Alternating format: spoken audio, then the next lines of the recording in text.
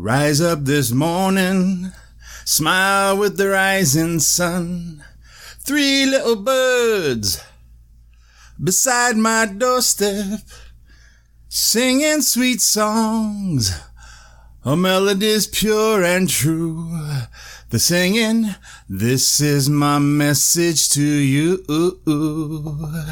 Singing, don't worry about a thing, 'cause every little thing is gonna be alright. How you doing, my friends? Whew, it's nice to be out of that damn hospital and home. I got a lot to talk about today. I should say. And where we're going from here and what's going to be happening next. So let's do a show, shall we? Are y'all ready? I am. Not really, but I am. 1, 2, 3, 4. Laughing with cancer. Let's live a life, not just survive. Laughing with cancer. If you're not laughing, life will pass you by. Yo, what is happening, my friends? This is me, Elvisrico. I have a lot to talk about since I got out of that dang hospital. Oh my gosh. That was so nice. And Phoenix, of course, is blistering, melting hot. But even just stepping out into that sun from the hospital for a little bit, I was like, oh, thank you, God. Oh, the heat. I love it. Okay, let's get in the car air conditioning. So we left off with the chemo, the chemo cocktail, the last show where we did the Rituxan. And let me tell you, my friends, since I have had leukemia, the CLL, I've always been fighting the fatigue. And holy hell balls, this fatigue now is like 10 times worse. I need to find something that's legal, but has the effects of cocaine. You know what I'm saying? I'm just kidding. I would never. Or would I? I grew up in the 80s. Anyway, so, yeah, the fatigue's been kicking my ass. And just the side effects, I guess, from the Rituxan. And, just the flu-like symptoms, the aches, the pains I'm still having. But it's better to have them here at home. You know what I'm saying? It really is so much better to have them here at home. So, since I've been back, we had to, of course, make an appointment with the oncologist to go see him, to go see what the final results are, and where we go from there. Because in the hospital, of course, they had my mind going every which way. They were talking about large B-cell lymphoma, and they were talking about the Richter syndrome, and they were talking about the different kinds of chemo I'd probably have to do, and then having to stay there for another week after they started the chemo to be able to monitor my kidneys for kidney failure and any other organs and reactions to blah, blah, blah. So, of course, I was tripping. But, of course, they gave me Valium and all that stuff, my pain pills. So, I'm not tripping so bad, I guess. Valium does wonders. I tell you what, Valium does wonders. But as far as the fatigue, though, they definitely been keeping me on the. I've been taking Ritalin, methylphenidate, and I know it's for younger people that have ADHD and stuff like that. But for older people and for cancer patients, it helps with the fatigue, and it definitely does help with the fatigue, especially now that my fatigue is so much worse. I can definitely tell that it helps a lot. But sometimes, of course, I could take it and still nada. But yeah, so if you're ever wondering, maybe talk to your doctor about, getting the Ritalin or the methylphenidate, they call it. So anyways, hey, and you know what? Let me just say this real quick before we get starting. Everybody knows, we all know chemo is not nice. All right. Chemo will kill the bad cells, plus kill good cells, and affect some of your organs, especially depending on the different types of chemo you're having to do. So yeah, chemo is not nice, and everybody really knows that, but like I said, I'm trying to do this whole chemo thing to kind of let people know it doesn't necessarily mean chemo, poison, kill, die, and that's all they know. So I'm trying to kind of get it out there that, yes, sometimes chemo has no effect on the person and they go through some terrible things and they end up passing anyways. Other people, chemo does wonderful for them and it helps them and it cures it. Everybody is different.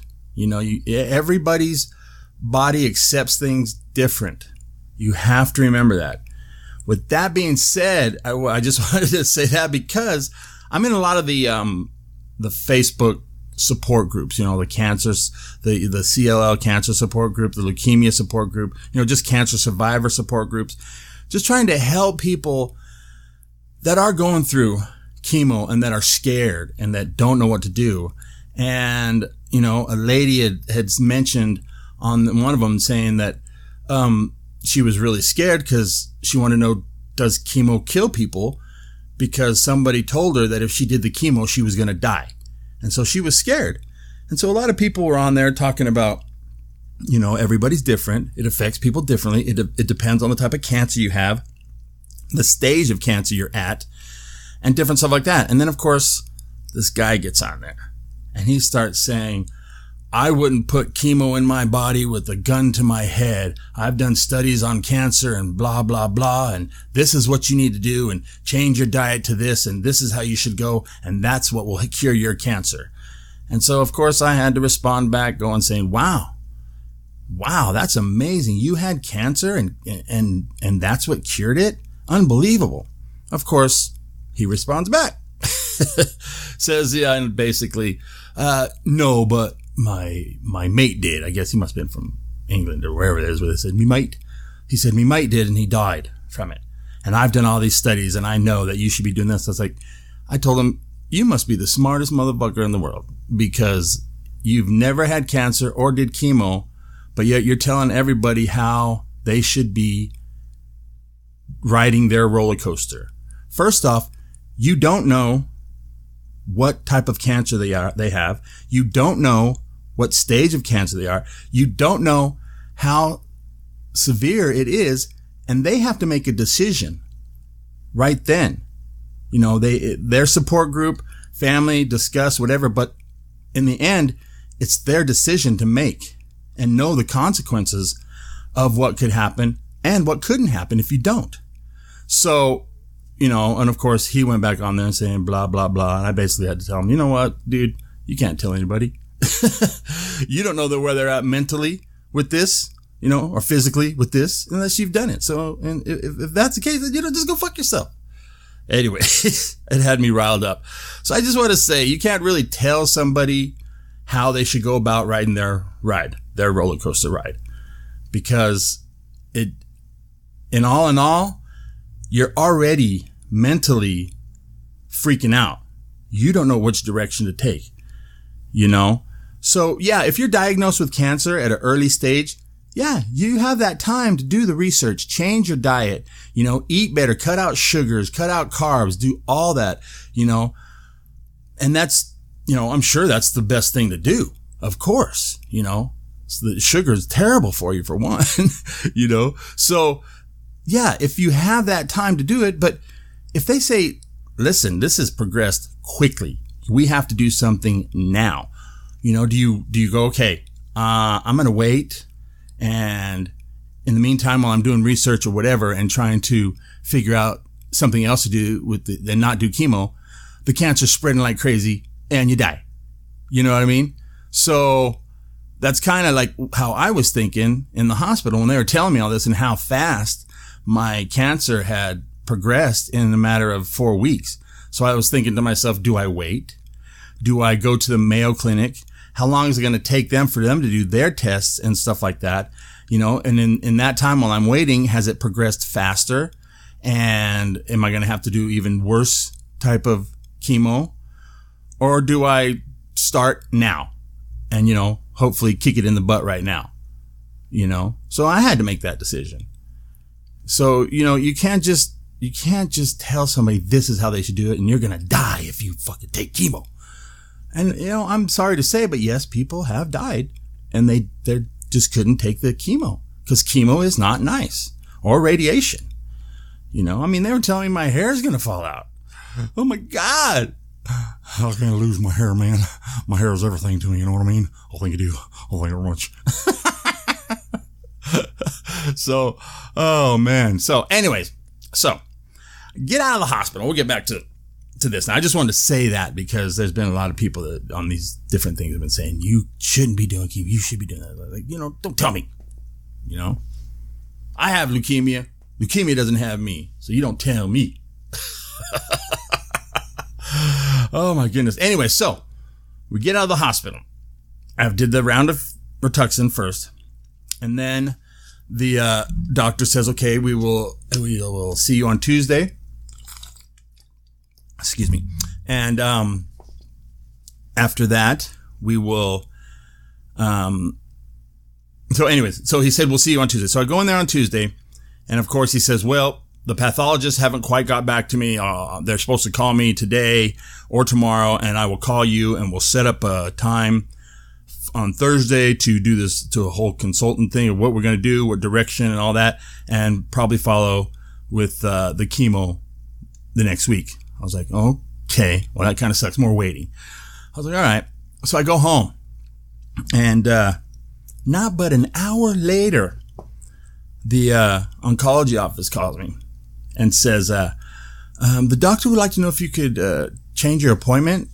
I was like, sure. Yeah, okay, no problem. She says, can you come back here at 2:15? I was like, okay. Hung up the phone and started freaking the hell out. Because I'm like, I just left there. He said he was going to call me, and say, okay, we're going to talk, blah, blah, blah. And I'm like, holy shit, I started hyperventilating. I had to take a Valium, to chill out a little bit. It was like, I was freaking out. What doctor does that? You don't just freaking tell me, okay, we need you back in after you already just seen me an hour and a half ago. So I was freaking out. And Amanda's like, just calm down, take a deep breath. Of course, I called my sister, told her, Miss Beastmaster. And I told her, she's like, calm down. You don't know. I was like, I know, but why do they do that? She goes, yes, that's kind of weird, but you don't know what's going on. So I go there at 2:15 for the appointment. And the doctor comes in and goes, we have great news. I was like, what? Huh? He goes, it seems that it's not transforming like we thought before, but it is, your CLL is becoming a lot more active. I don't know if that a lot more active is a better way to say, more aggressive or whatever. He says, however, we still will need to do chemo, and we'll start that on Tuesday. I was like, okay, doc, but you know what? You scared the crap out of me. I said, you know what? You scared the living shit out of me. And he's like, oh, I apologize about that. I just figured if you could come back in right now, it'd save you some time. I was like, yeah, but maybe you could have said the doctor has some fairly good news for you. Wants to come back in for a consultant. That would have been like, oh, okay, cool. That's great. So he said, basically you'll be doing 6 rounds of chemo, and it's, the Rituxan and the Trienda, I think it's called. I don't have the paper in front of me. Of course, I never have any notes and crap in front of me.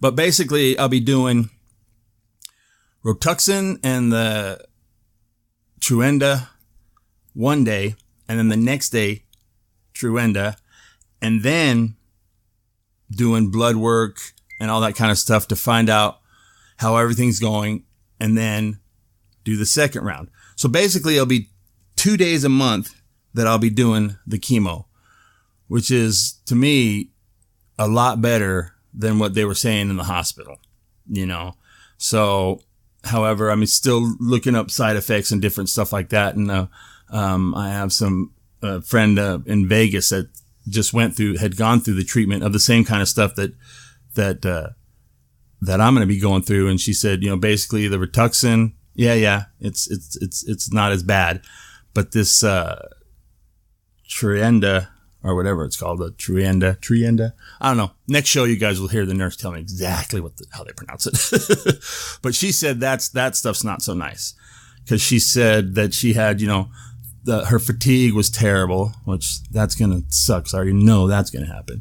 But the flu-like symptoms and stuff like that, she said just lasted forever, it seemed. She'd say she'd get her infusions or whatever, her stuff on Tuesday and Wednesday, and by Saturday she was like completely worn out. So I'm not looking for that. She also said she didn't have a port like I have a port already put in, so it kind of tore up her arms and hands having to keep doing those infusions. So luckily I have a port and stuff like that. So then I asked the doctor, I said, oh, okay, well that's good. I said, so it's not going to transform? And he says, I'm not necessarily saying it's not going to transform. It could still transform. But hopefully we won't have to cross that bridge. But when we do, we'll cross that bridge, kind of thing. He said, hopefully this all will work and we'll get you back into remission. I said, I'll take it. Oh, and then I said, one more thing. Am I going to lose my hair? He said, probably not. I'm like, all right, great. And then I'm thinking, he said, probably. Not a definite yes or no. My hair. Jeez. I love my hair. I don't know if some of you know me, seen my pictures from the 80s. I had the huge hair. Awesome hair. And now I have the nice, thick Elvis hair. Good Lord, I can't lose that. Oh, my goodness. So I left there a little more positive.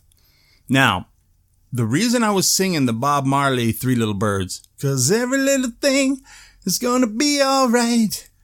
The funny thing is, that morning of the doctor appointment that I went to, I woke up, I was nervous, a little scared, wondering what was going to happen. What are the results going to be? All this time I've been thinking, they've been telling me, aggressive, and so I'm thinking, what kind of chemo, what kind of stuff? And of course I've been listening to my, island music thing on Pandora, just, chilling and stuff. And I turned that my Pandora on, and that song came on, 'cause every little thing is going to be all right. And I listened to that song for a little bit, and I just kind of thought, yeah, everything is going to be all right. And so it just kind of put me at ease for a little bit. I mean, I was still a little bit nervous, don't get me wrong, but not as bad, not as bad. So I don't know. I just thought that was kind of ironic. So I don't know. Thank the gods, thank Buddha, thank Allah, thank Santa Claus, whoever you might want to thank or whatever, for doing that. Little baby Jesus. I don't know, my friends. But I think that was like a sign from the universe saying, you know what? Chill, brother, chill. It's going to be all right. Everything's going to be all right. But, and even before that, it reminded me of a story that a guest that I had on the show 22, I think it was show 22, in 2016. His name was Liam Ryan. And in that time, I have the cancer. It's slowly progressing, but I'm thinking, hey, I'm going to be having this shit forever. This is a slow progressing kind of cancer, kind of leukemia. I'm going to have this forever. And, so, I mean, before I heard all the news and stuff and how nervous and everything I was thinking of his story, and I re-listened to his story, and this cat was just absolutely amazing with his positivity, the way he had an outlook of stuff, because he had one of the worst cases of head and neck cancer in the world. Only 2 people have had it, him and another guy, and the other guy died within a month. So, I mean, they were telling him, he's at stage 4. He had a 5% chance to even survive the surgery. And later, because he became good friends with the main doctor that was with him, or that, that was talking. Later, the doctor said, to be honest, Liam, we were just giving you the 5% for something you don't grab onto, something you grab. We actually thought it was like a negative 500. We absolutely had no idea you would survive it. And so I was just like, wow. And he talks about how he finds the little bit of light in the darkness of all this stuff. And then after he does the surgery, this cat gets meningitis, almost dies. And then a deep vein thrombosis, which I thought was like a heavy metal band or something in England. But it's a blood clot that will go up to your heart and kill you. And so, you know, and that was even before he had to still do the chemo radiation. And I just thought, wow. And then 10 years to the day he was diagnosed, he was able to do a 25-mile or 26-mile marathon and write a book. And his story is just amazing. So I encourage you to go back and listen to his show, especially if you're worried, you're freaking out, you don't know what's going to happen. Listen to the strength and the courage and the positivity that this man had. It was just, he's one of the most amazing guys I've ever had the privilege of interviewing. You know, just to know that the cup is always half full. And that's what I like to say. So, you know, I'm definitely not out of the woods, as I'd like to say, but I'm not stuck in the woods, if you know what I mean. So yeah, so that's, yeah, so it's been a little crazy. And next week we start the chemo again. And, hopefully the nurses will be as cool as the last nurses at the hospital, being able to talk to them as we're doing the chemo and explain a little bit more about it, just to help you guys. You know what I mean? Help you guys know that, you know, it's not all chemo poison die. It doesn't always mean that. All right, my friends. So, what else was I going to say? Hell, I don't know. This whole chemo brain too. I always thought this chemo brain, they say you get chemo brain when you start doing that. I was like, what that's all about? I've been not remembering certain little things, you know, just little things. I mean, there was a game. I had to text my son earlier about a game. I was talking to Amanda about a coat that I got him a while back for, it was just like this game that he loved. And I said, and that I loved, and we've been playing it. And wait a minute, what's that name? Holy cow. And I thought about it. I could not, for the love of God, remember the name. So I had to text him. And I was like, what was that name about that dude that went back in time or something with the forefathers? He was all, Assassin's Creed. What are you talking about? You love that freaking game. I was like, oh, that's right. Damn it. Assassin's Creed. Like, shit, I even like the movie. It's just little things like that. And then I was trying to tell her about it because we were talking about Bruce Willis. And I was like, did you ever watch that one movie that he did about, it was a remake from a Charles Bronson movie, and it was called, what the heck? Damn it. I gotta Google. Death Wish. How do you not forget the name of Charles Bronson's Death Wish? Jeez. So, I don't know. But, I don't know, my memory's always kind of been you know what I mean? So, if I do ever start forgetting shit now, I can just say, damn chemo brain. The other thing is too that I think is a positive for me, because I'm 6'1", big dude, right? So within 6 weeks time, I was weighing, when we were doing all our super party and going on the cruise and the class reunion and going to Palm Springs and just going out to eat, you know, and doing whatever, drinking and just having fun and stuff like that. Not being a good patient, basically. I was weighing, and I hate to say it, unfortunately, I was weighing 283. And I was like, oh my God, I gotta do something. I weighed in today because I went to go see my primary to get some other stuff taken care of, my flu shot and all that kind of stuff. And weighed in at 254.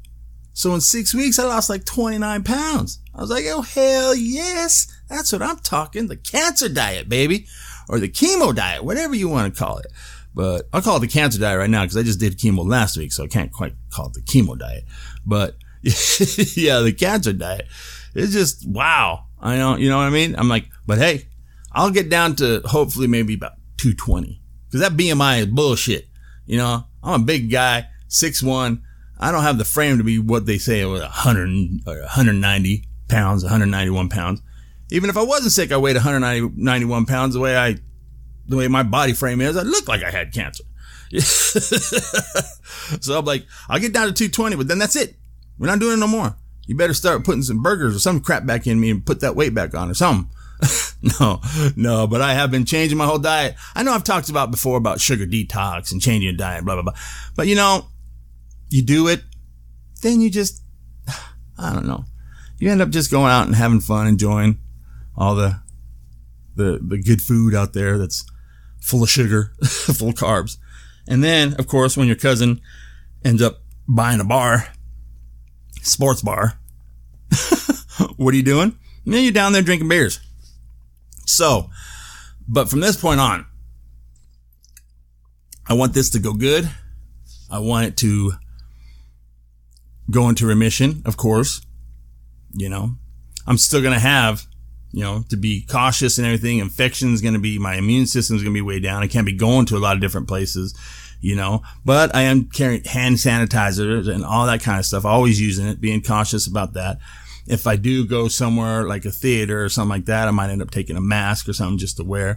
I mean, the Chinese people do it all the time, right? And they tons of them all over the place. No offense. So I'm definitely, even after I lose the weight, which is going to be awesome. I'm going to keep it off because I'm already been changing my whole diet, cutting out sugars completely, which isn't hard for me to do because I've done it so many times.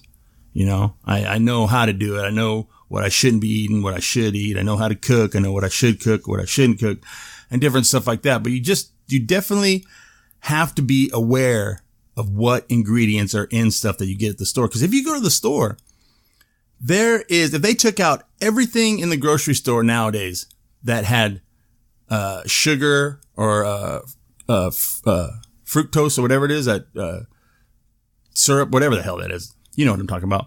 But if they took out all that in the grocery store, you'd have 20% of groceries left in the grocery store. That is crazy.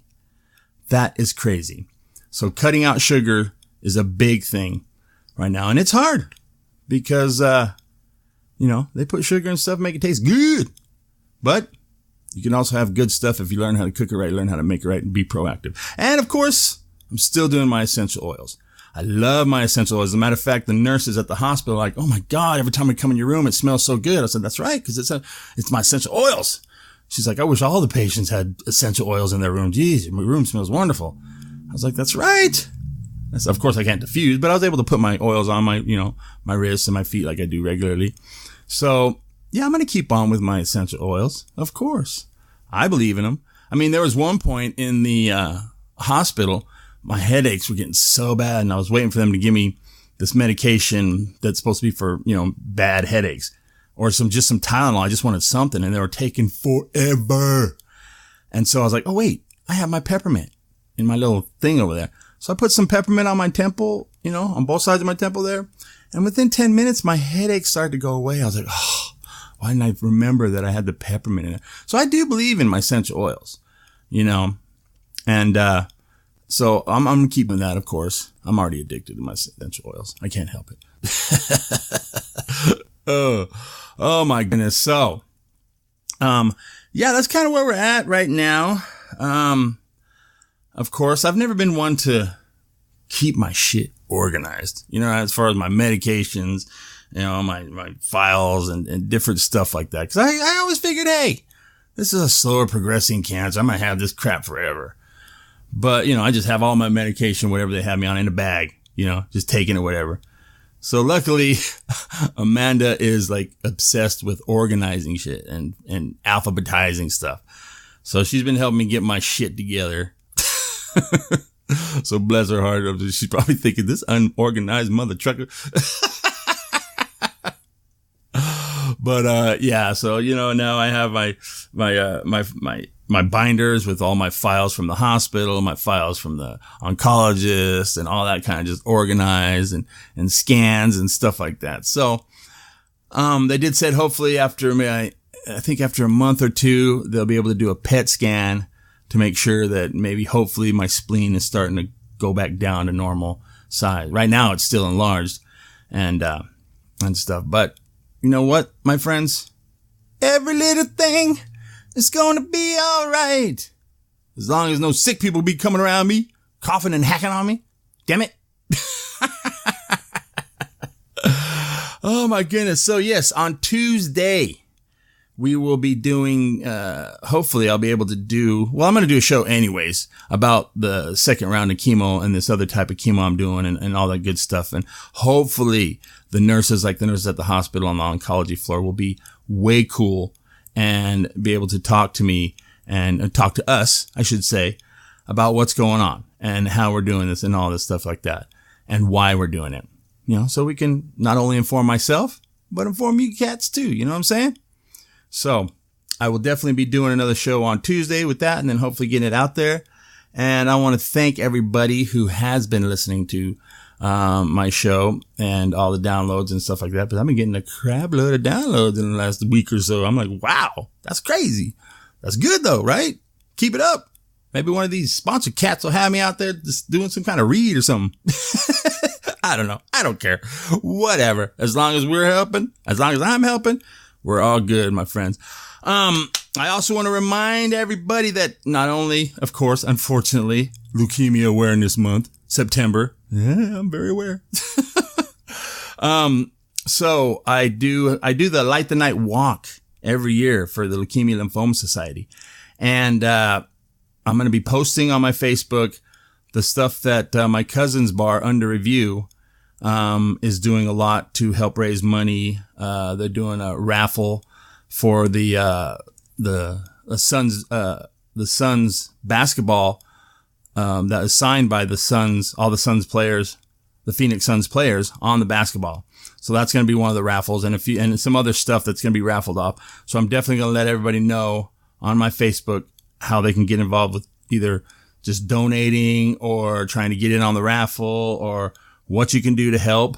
And I will definitely put that out there just as soon as they let me know when the raffle is going to be and what exactly all is going to be raffled off and how much tickets are and stuff like that.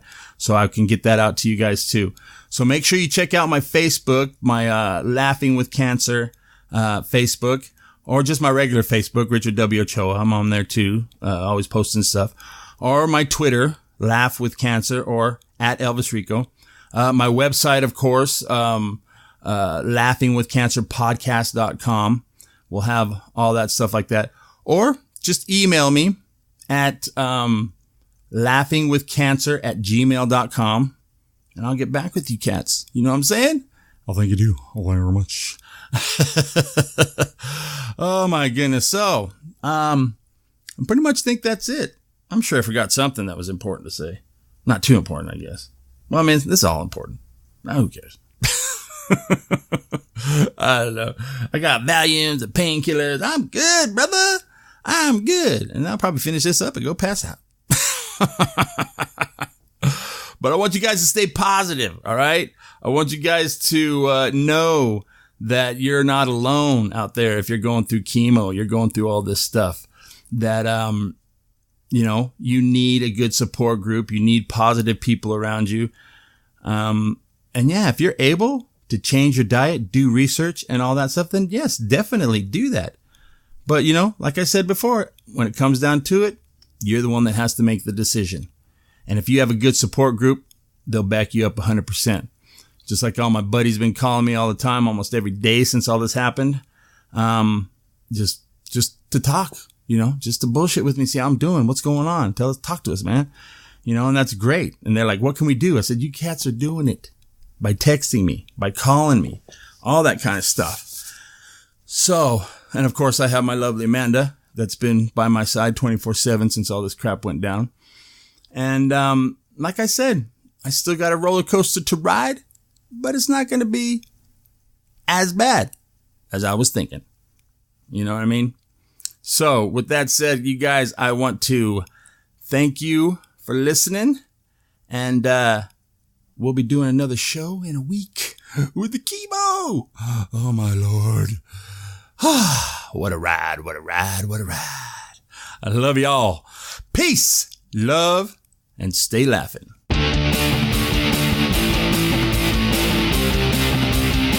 Laughing with Cancer podcast.com.